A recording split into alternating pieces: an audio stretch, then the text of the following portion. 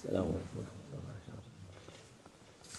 اعوذ باللہ من الشیطان الرجیم، بسم اللہ الرحمن الرحیم، والصلاۃ والسلام علی رسولنا محمد سید الاولین والآخرین، مدد یا رسول مدد یا سادات اصحاب مدد یا دستور ولا شاء الله فضل شیخ محمد خانی مدد طریقتنا الصحبہ والخیر فی الجميع۔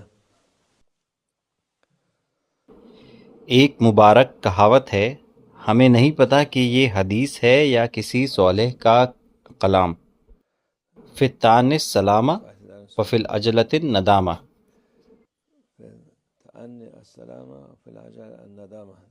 چیزوں کو دھیرے کرنا سوچ سمجھ کر آپ کو محفوظ رکھے گا، دھیرے کرنا اور سوچنا اچھے کام کرنے میں مدد کرتا ہے۔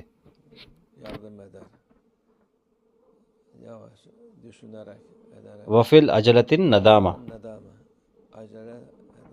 جو لوگ جلدی کرتے ہیں وہ پچھتائیں گے، انہیں پچھتاوا ہوگا۔ اگر وہ ایک چیز سے دوسری چیز پر بنا سوچے ہوئے جائیں گے تب وہ آخر میں پچھتائیں گے،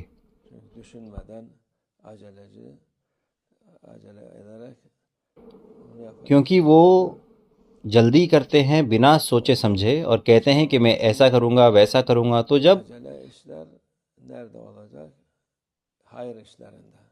آپ کو یہ جلدی کب کرنی چاہیے؟ اچھائی کے معاملات میں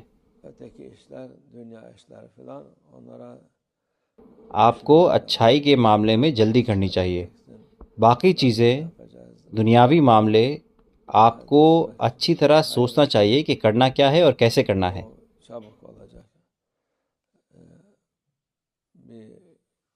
لیکن اچھائی کے معاملات آپ کو جلدی کرنے ہیں۔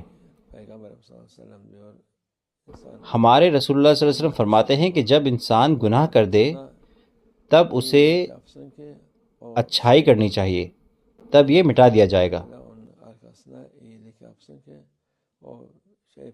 اسے فوراً اچھائی کر لینی چاہیے جس سے کہ یہ گناہ مٹا دیا جائے۔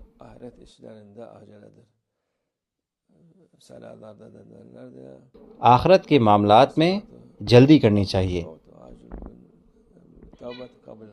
عجلوا بالصلاۃ قبل الفوت وعجلوا بالتوبۃ قبل الموت۔